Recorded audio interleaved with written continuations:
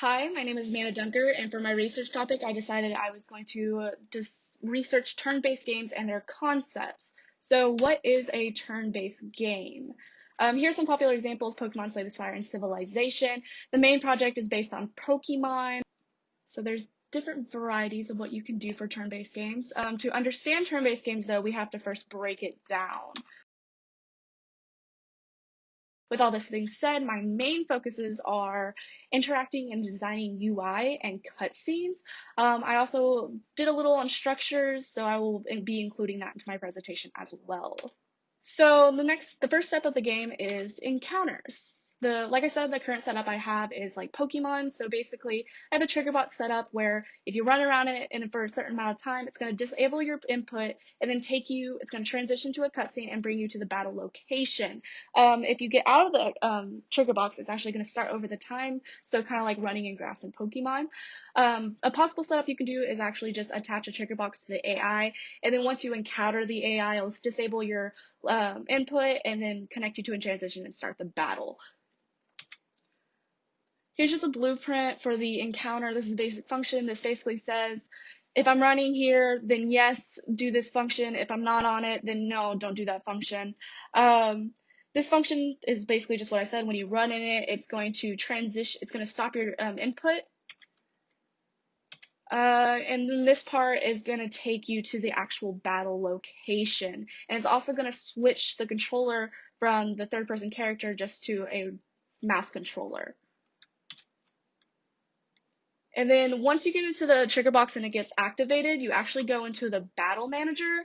And the battle manager, this is like the sequence of events. So it's going to start by spawning enemies, spawning the player, and then spawning a spinning camera, which is the transition, one of the transitions. This is just the functions and blueprint for all of that. And then over here, we also have, it's going to keep track of which characters are going to be appear, and we'll come back to this later, but this keeps track of which characters are on the battle location area. And this is just an example. This is where your player would be, and this is where your AIs would be. The next step would be the transitions. So to explain transitions, we have to talk about UI animations first. So once the trigger box does its thing, it's going to take you to a transition, quote, quote. This transition is actually just a widget with a picture, a black screen, and it's going to have its own animation where it fades in. Why is widget animations important? Because it adds a quality of art, style, and professionalism to the game. It really just basically pulls it all together and makes it flow better. Let's go to the design. So we already know this is basics, but appearance is where you're going to be focusing to make it look pretty. And then we have animating. These are just some examples. We have color you can change. You can change the opacity. You can actually enable it. So at one point of the game, maybe it won't have any functions, but later in the game, it will have functions. You can transform its location, and you can even have its visibility and animation. Granted, you can do some of these things through Blueprint, but I find doing it through animation is actually quite simpler.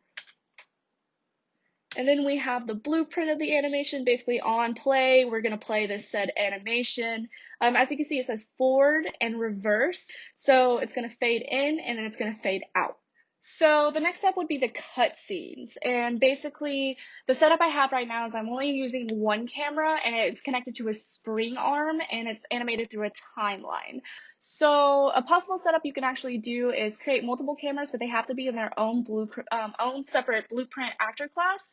And you don't have to have a spring arm. A spring arm basically just creates distance between you and the player. And it just it's like a ladder, the best way I can describe it. So you can basically just for example, if you're about to attack someone, you can actually zoom up on the enemy player and give like a close-up of whatever animation of the attack it is. And then this is the timeline, so this is where you would animate the camera. As you can tell right here, this is my first point. It's going to be on time 0. The length is 5, and I have a value for 0.1 on each. So basically, it's just going to move 0.1 each second. And you can actually loop this if you wanted to. So blueprinting and actions with UIs. There's a lot of things you can do with functioning with UIs. So basically, you can select the UI you want to have like maybe a button or a text, and when you do something, it's gonna click on hoverball, it's gonna do whatever you want it to do. The easiest function you can add to a UI is basically just displaying another UI because they're both widget classes, so it's easy to connect with them. The way I did it for this time is it just brings up the entire widget completely, but you can also have all of them in one go and then just switch in and out of what's visible and is not. You can also add child widgets to a wrap box. So basically have a widget that'll have a wrap box, and then you can have a separate widget that will go into that widget you just made, and it will display whatever that's supposed to be displayed. We're gonna get to this.